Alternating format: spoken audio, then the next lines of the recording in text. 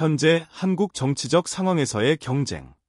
한국의 정치적 상황에서 대선 후보들과 정당 간의 경쟁이 점점 치열해지고 있습니다.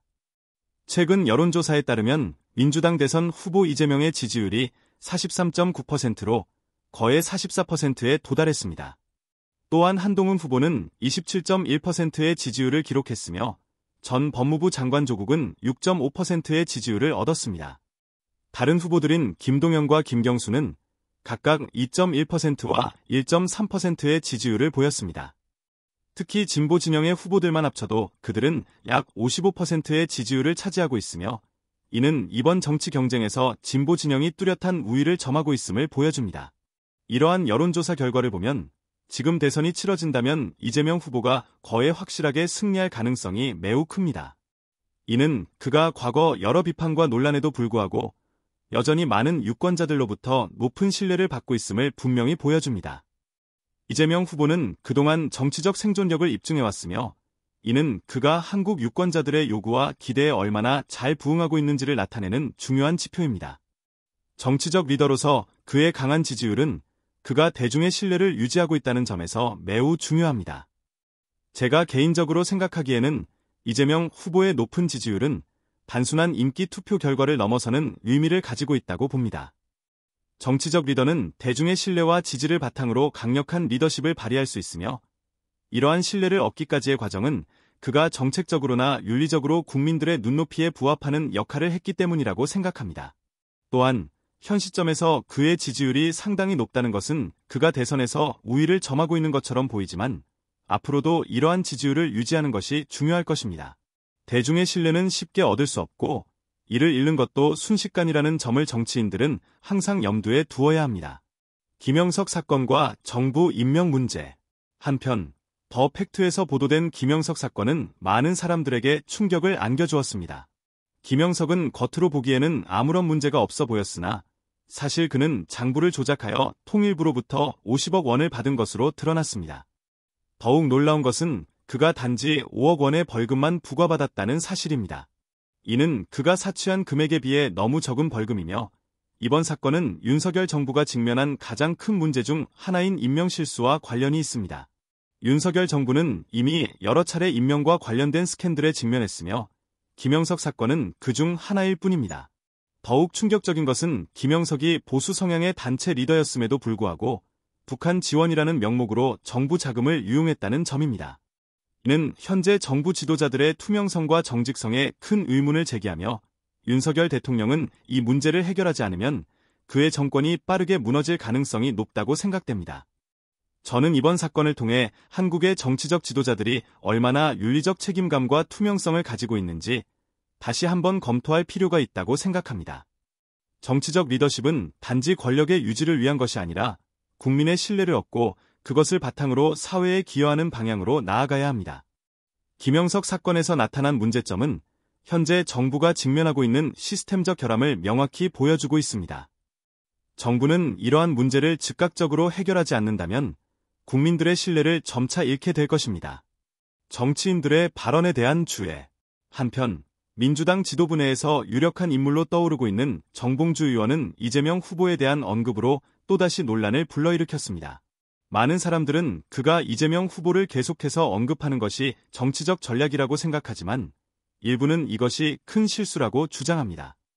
왜냐하면 이러한 발언이 당 내부의 분열을 초래하고 이재명 후보의 위치를 약화시킬 수 있기 때문입니다. 특히 정봉주 의원이 이재명이 대통령으로서 충분하지 않다는 발언은 여론에서 큰 반발을 일으켰습니다. 국민들뿐만 아니라 이재명을 오랫동안 지지해온 지지자들조차 이러한 발언에 대해 배신감을 느끼고 있습니다. 정치적 전략이 어떻든 간에 동료 정치인을 비판하는 것은 신중을 기해야 하며 특히 지금처럼 민감한 시기에는 더욱 그렇습니다. 제 개인적인 의견으로는 정치인들이 민감한 문제에 대해 발언할 때는 더욱 신중해야 한다고 생각합니다. 내부 갈등은 결국 당의 힘을 약화시키고 이는 경쟁 상대에게 유리한 상황을 제공하게 됩니다. 정치에서 단결은 항상 중요한 요소이며 내부 공격은 결국 상대방에게 이익이 될 뿐입니다. 정부의 투명성과 책임에 대한 기대. 김영석 사건을 통해 우리는 정부가 얼마나 투명하고 책임 있는 방식으로 운영되고 있는지에 대해 다시 한번 생각해 볼 필요가 있습니다. 정부가 이러한 부정행위를 엄중히 다루지 않는다면 국민들의 신뢰는 계속해서 떨어질 것입니다. 정부 예산 배정 효율과 기록 관리의 문제점. 최근 한국 정부의 예산 배정 효율과 관련된 논의에서 중요한 쟁점으로 떠오른 것은 효의 기록의 관리와 투명성 문제입니다. 이번 회의에서 교육부와 관련된 예산 배정 문제를 논의하던 중 효의 기록에 대한 투명성 문제가 크게 부각되었습니다. 회의에서 논의된 내용을 기록한 구체적인 문서나 녹음 파일이 존재하지 않고 교육부 직원이 작성한 손글씨 메모만이 남아 있었지만 이 메모마저도 효의 후에 파기되었습니다. 이러한 상황은 국회의원들 사이에서 효의 과정의 투명성에 대한 의구심을 불러일으켰습니다. 정부 관계자들의 답변에 따르면 이번 효의 과정은 명확하지 않았고 정보가 소실되거나 더 이상 확인할 수 없는 상태입니다. 국회의원들은 증빙 자료가 부족한 상태에서 회의에서 이루어진 결정의 신뢰성을 어떻게 입증할 수 있을지에 대한 질문을 제기했습니다. 이는 공공의 신뢰를 유지하기 위해서는 중요한 결정들이 공정하고 투명하게 이루어졌는지에 대한 의문을 제기하는 심각한 문제입니다. 첫 번째 문제, 투명성과 책임성 결여. 개인적으로 저는 이번 논의에서 두 가지 중요한 문제를 깊이 고민해 보아야 한다고 생각합니다. 첫 번째로, 효의 기록이 파기된 것은 투명성과 책임성 부족에 대한 심각한 우려를 불러일으켰습니다.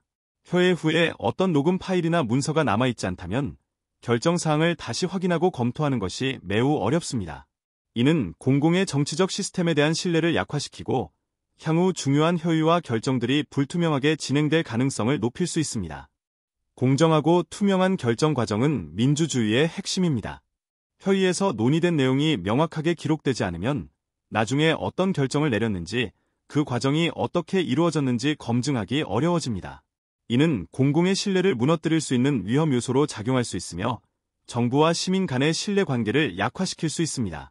두 번째 문제, 문서 관리의 부실과 의도적 은폐 가능성.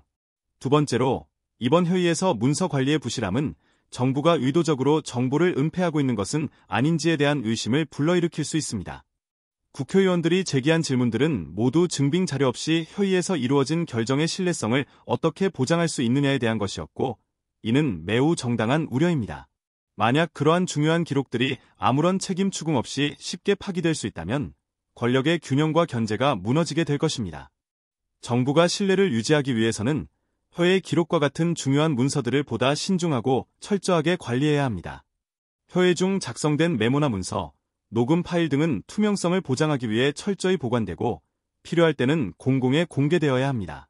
또한 정부는 독립적인 감시 시스템을 구축하여 결정 과정이 부주의하거나 부정적인 행위로 인해 영향을 받지 않도록 보장해야 합니다. 개선 필요성과 결론.